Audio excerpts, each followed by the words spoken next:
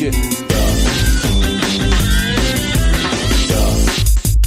Osjećam strašan. Nisam došao na ovom metu da budem popularan. Došao sam da...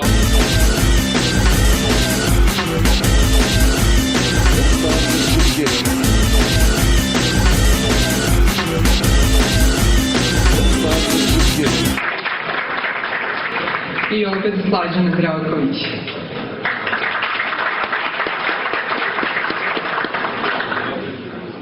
Da smo svako u svom okruženju ispravljali ono što je pogrešno i pogrešne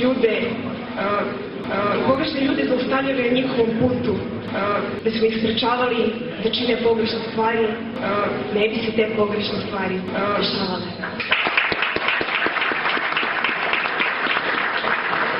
Ja verujem da